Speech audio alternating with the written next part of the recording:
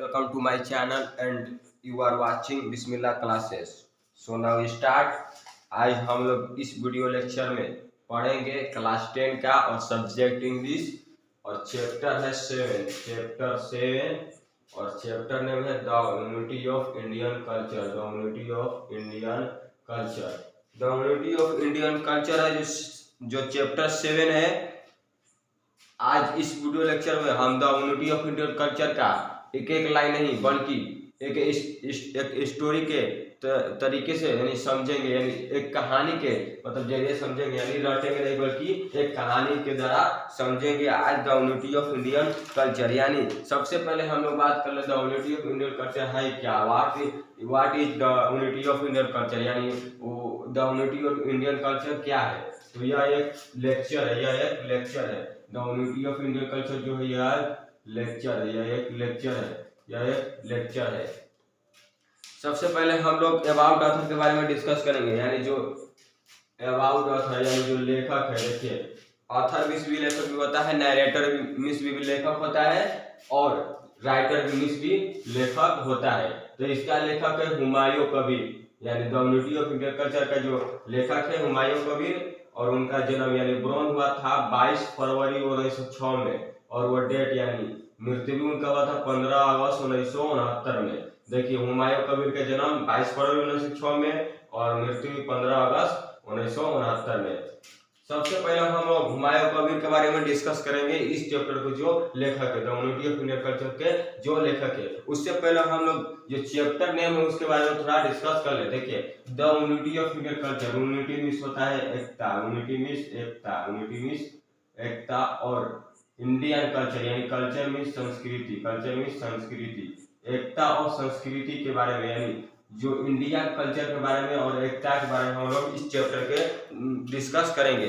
उससे पहले जो हुमायूं कबीर थे वह इस चैप्टर में यानी एक लेक्चर है और ये लेक्चर कहाँ देते हैं तो बड़ौदा यूनिवर्सिटी में यह लेक्चर देते हैं। बड़ौदा यूनिवर्सिटी में, Baroda university, Baroda university, Baroda university में यह लेक्चर देते हैं, बड़ौदा यूनिवर्सिटी में यह लेक्चर देते हैं। कौन? हुमायूं कबीर।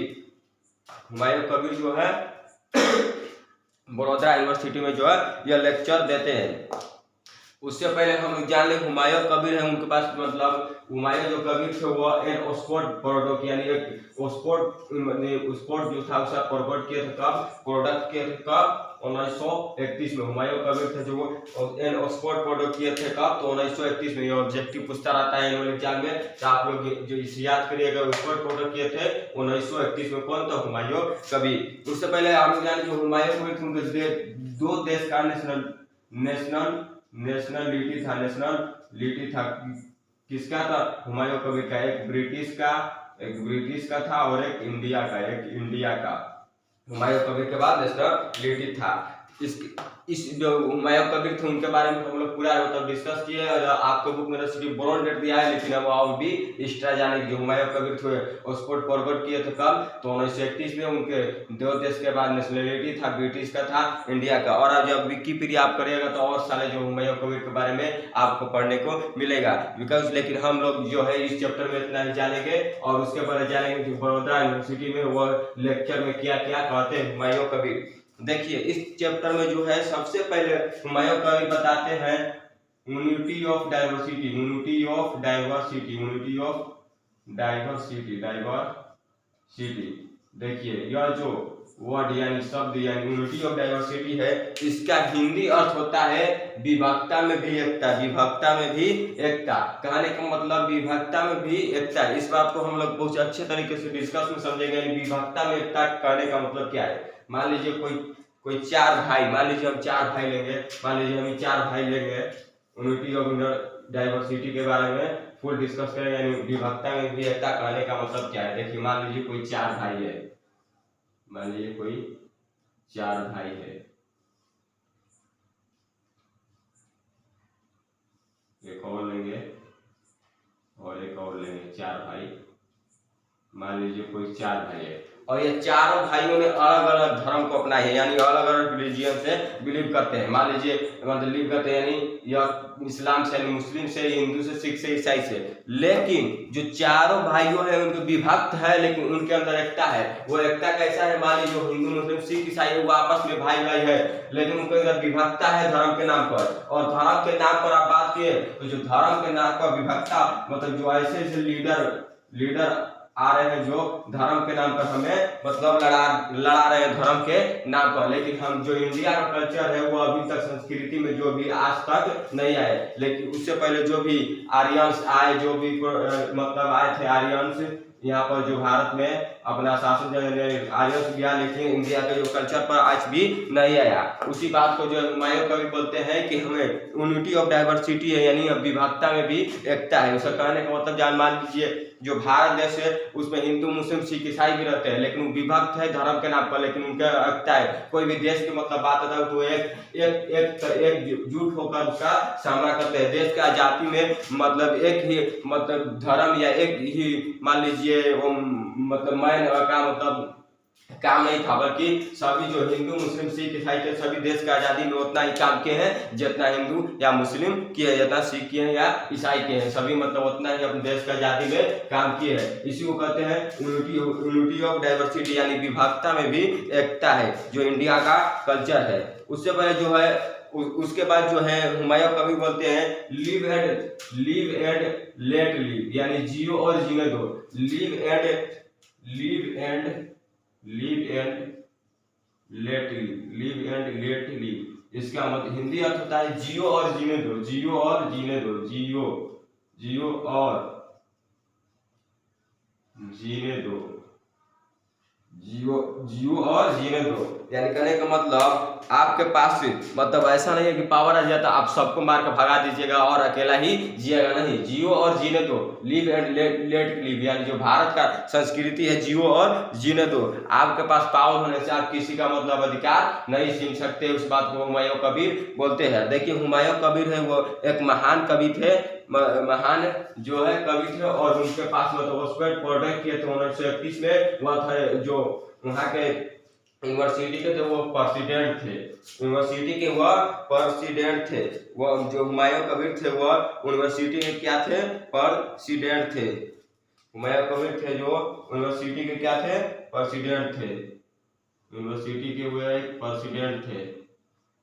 कौन? हुमायूं कबीर, प्रेसिडेंट थे हुमायूं कबीर। वो स्पोर्ट कोई भी वो स्पोर्ट जो था वो स्पोर्ट प्रोडक्ट किए थे, कोई वो स्पोर्ट था यूनिवर्सिटी उसका प्रोडक्ट किए थे 1931 में। तो इस चैप्टर में हमें इतना ही पढ़ना था कि मतलब यूनिटी ऑफ डाइवर्सिटी और लिव एंड लेट लिव के बारे में हमें बहुत अच्छे तरीके से डिस्कस किए हैं। आगे आप जब 12th क्लास में जाएगा तो आपको एक चैप्टर पढ़ने को मिलेगा इंडियन सिविलाइजेशन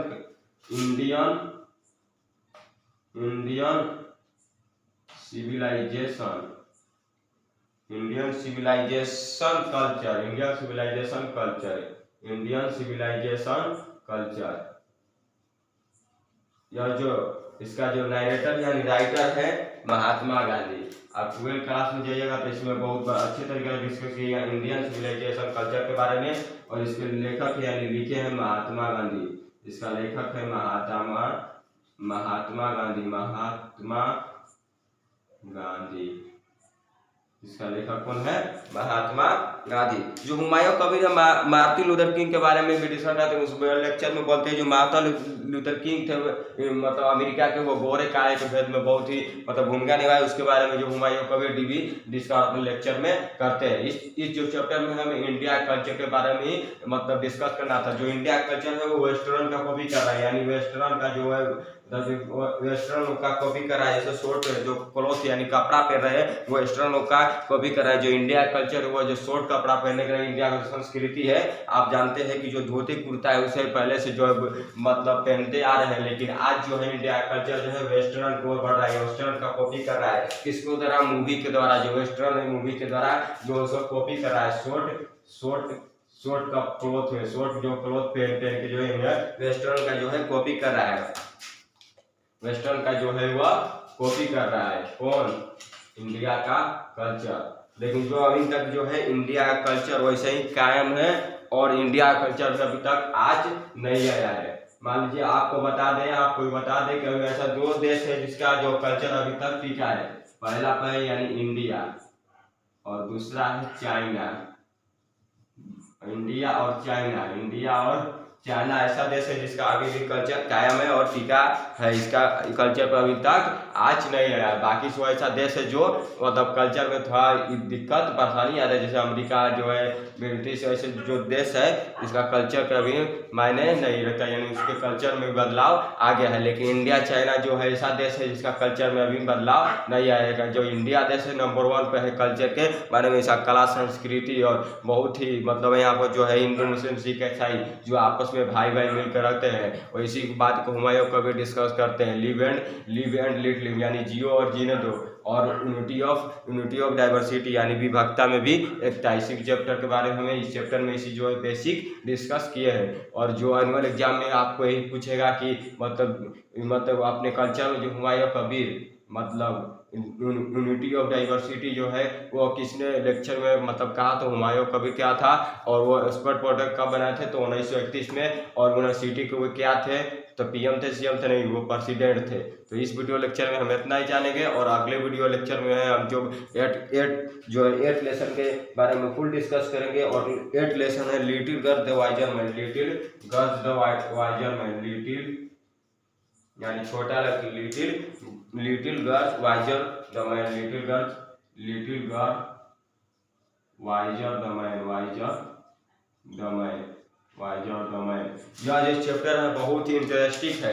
यह जो chapter little girls wiser the man, यह बहुत ही मतलब इंटरेस्टिंग है, बहुत ही इंपॉर्टेंट है, बहुत ही वीवीआई है, बहुत ही बोर्ड में कहिए। इस चैप्टर से हर एक साल एनुअल एग्जाम में है little girls the wiser man और हुमायूं कबीर की जो यूनिटी ऑफ इंडिया कल्चर, ये दोनों चैप्टर है। हर एक साल एनुअल एग्जाम में क्वेश्चन पूछता रहता है, चाहे ऑब्जेक्टिव हो चाहे सब्जेक्टिव हो।